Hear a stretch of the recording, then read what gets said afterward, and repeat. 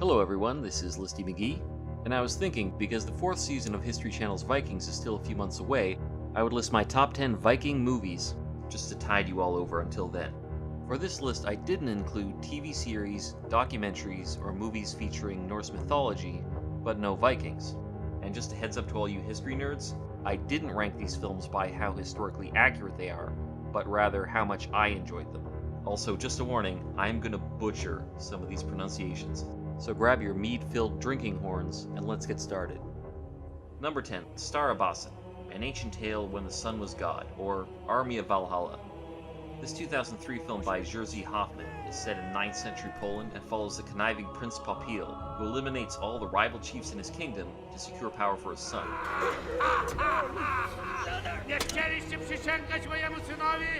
Only the nobleman Piestin can lead a revolt against the prince. But when Piestin is pursued by assassins, the hunter and former Viking Zemoit saves him. The two join forces and lead the local tribes against the prince and a party of Vikings he hires to defeat them. Ouchie! And all this while Zemoit courts the beautiful pagan priestess, Zuia. It may have the production values of a mid-90s episode of Xena Warrior Princess, but Starabasen has some charm. It's based on one of the Polish chronicles, and the story plays out like a simple legend or fairy tale, and is actually quite enjoyable in its simplicity. The good guys are good, the bad guys are bad. The damsel is in distress, but don't worry, she's also a strong, independent damsel. Number 9, Beowulf and Grendel, the 2005 film by Icelandic director Sturla Gunnarsson. Beowulf and Grendel is based on the epic poem Beowulf, credited with being the oldest surviving epic poem written in English.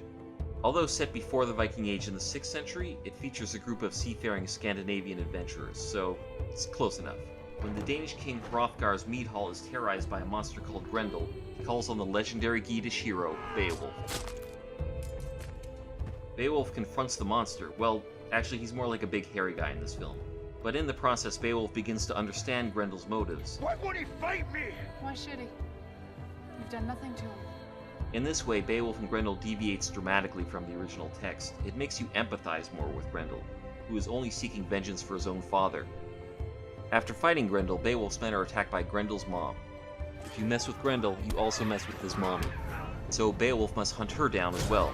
However, the more Beowulf learns about Grendel, the more he begins to doubt his own cause. Despite this melancholy interpretation of the epic poem, Beowulf and Grendel has some definite strengths, like the beautiful locations, the costume design, as well as the performances by Gerard Butler, Stellan Skarsgård, and the rest of the cast. Beowulf and Grendel is somewhat off-putting and disturbing, but in an interesting, memorable way. Number 8, Outlaw, the Saga of Gisli. This 1981 film, based on the Icelandic saga, is directed by August Gudmundsson. Set in 10th century Iceland, it follows a seriously dysfunctional family of Vikings. Two sets of brothers, related by marriage, and their respective wives are drawn into a blood feud when Asgurd, the wife of Thorkel, reveals her love for Thorkel's brother-in-law, Vestin. Vestin is murdered during the night by an unseen assassin, and because Gisli draws the spear from his chest, he must take the vengeance. However, Gisli doesn't seek vengeance on Thorkel, who happens to be his own brother, but instead on his other brother-in-law, Thorgrim. Yep, that's some convoluted Viking family drama. Once Gisli has murdered Thorgrim, he goes on the run, and repeatedly evades capture by a gang of pursuers, seeking Viking justice.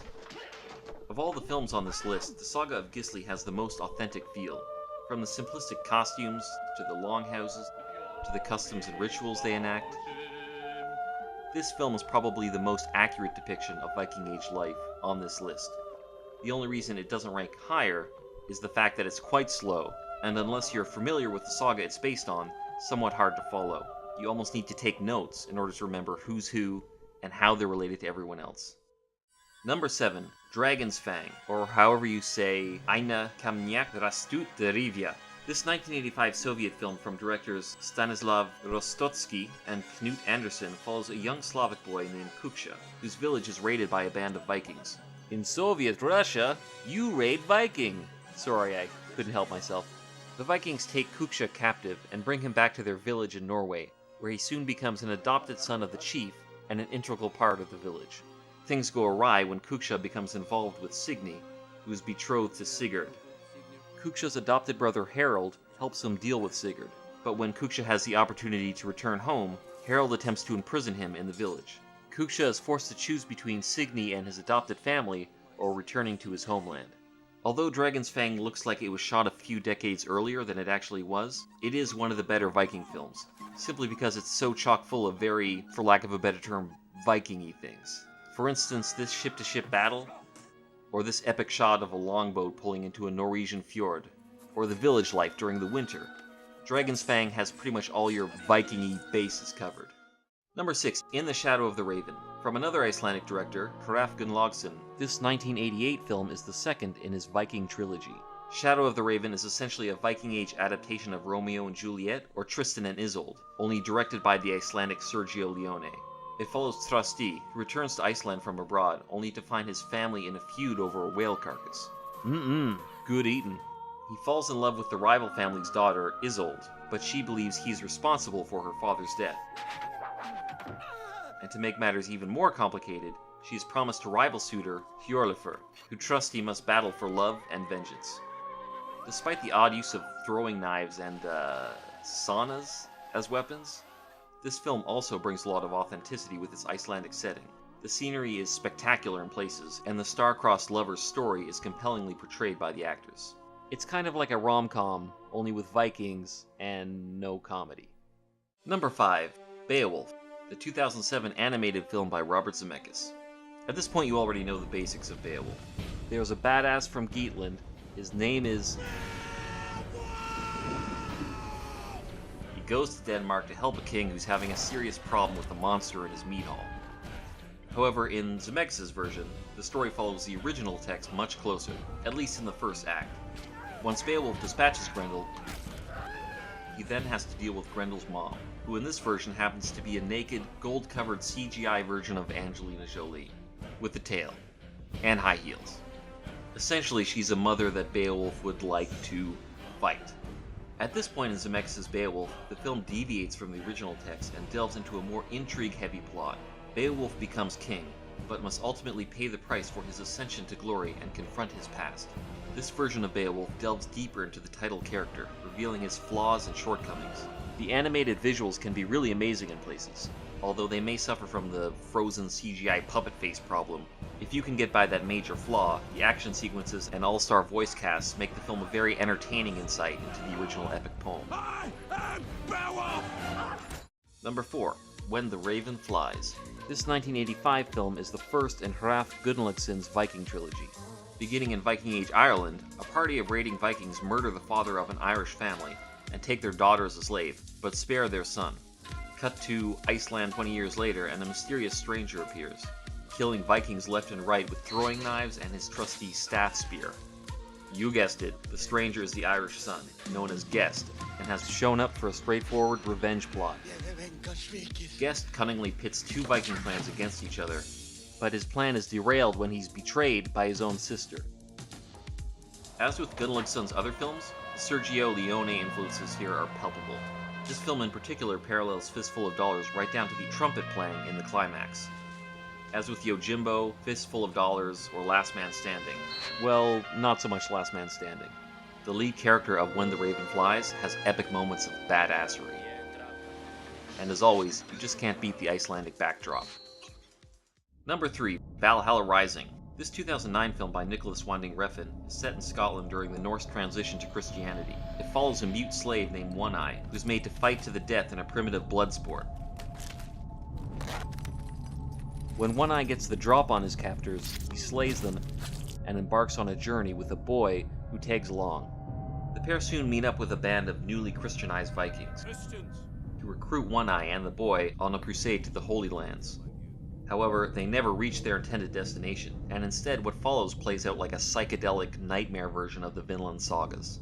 Anyone expecting a medieval action fest or even a historical drama from Valhalla Rising may be disappointed, as it's fairly slow in places, and some aspects of the historical timeline don't really add up. It's more of an eerie, atmospheric fable, ripe with religious allegory and sporadic outbursts of violence. In fact, it's very similar in tone to Refn's Only God Forgives, which also split viewers into love or hate camps. I'm obviously in the former camp. Number 2, The Vikings. 1958's The Vikings, directed by Richard Fleischer, stars Kirk Douglas and Tony Curtis as two Viking half-brothers, who happen to be the sons of the legendary Ragnar Lothbrok, played by Ernest Borgnine in an odd casting choice. Eric is raised as a slave, but unbeknownst to him, he is the son of Ragnar. Einar, on the other hand, is raised as Viking royalty and is the heir to Ragnar's throne. After Eric takes Einar's eye out with the falcon, the two are obviously on bad terms. And then even worse terms when Eric helps the kidnapped Princess Morgana escape the Vikings. After a chase, Ragnar is captured and forced to jump into a dog pit by Morgana's betrothed, King Ella.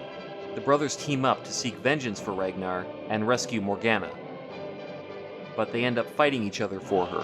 When Eric's true identity is revealed, Einar must choose between Morgana and Viking honor. The Vikings may not be the most historically accurate movie on this list, but it captures the romantic notion of the Viking spirit better than the others. It's a classic Hollywood adventure flick, and has all the charm, fighting, and drama that you'd expect from the genre. If you're looking for the romanticized version of Vikings, it doesn't get better than this. Number 1. The 13th Warrior. The best Viking movie according to me is the 1999 film by John McTiernan, based on the novel The Eaters of the Dead by Michael Crichton. It stars Antonio Banderas as Ahmed ibn Fadlan. Ibn means son of. Ibn. Banderas' character is based on the real-life Arabic chronicler who traveled with the Vikings and is responsible for much of what we know about them today. However, this movie's parallels to historical events pretty much end there. Fadlan is exiled from Baghdad and is made to serve as an ambassador to the northern lands. After being saved from Tartars by a group of Northmen, Fadlan is enlisted into a mission to rid a Viking kingdom of an ancient, mysterious evil. The hell are you saying? The 13th warrior is you. The Vikings are led by Bulweith and go to Hrothgar's kingdom to seek out the evil. Does that sound familiar? That's right, this is yet another adaptation of Beowulf. What troubles this place? The Vikings soon discover that the kingdom is under attack by the Wendel, a group of savage, monstrous humans who haven't been seen for centuries. After an initial confrontation, they go on the offensive and attempt to wipe out the Wendel's leadership. The Wendel retaliate in the final battle, in which the Viking party must face a seemingly insurmountable number of these monstrous humans. What makes this film so much fun to watch is firstly the cast of memorable characters. Let's go, little brother. It's beginning. And secondly, John McTiernan does an excellent job of building up suspense, introducing the nameless evil, then slowly revealing the identity of the Wendel, and ultimately culminating in the final confrontation, by which time we care for Fedlan and the Vikings, and truly want to see them triumph. Its pure entertainment value and rewatchability put it at the top spot on this list. So that's it for my top 10 Viking movies. Let me know if you agree with this list, and what other films you'd recommend in the genre. If you like the list, like the vid, and subscribe so you can stay tuned for my next list in the historic warrior theme, the top 10 samurai movies. Thanks. Skull.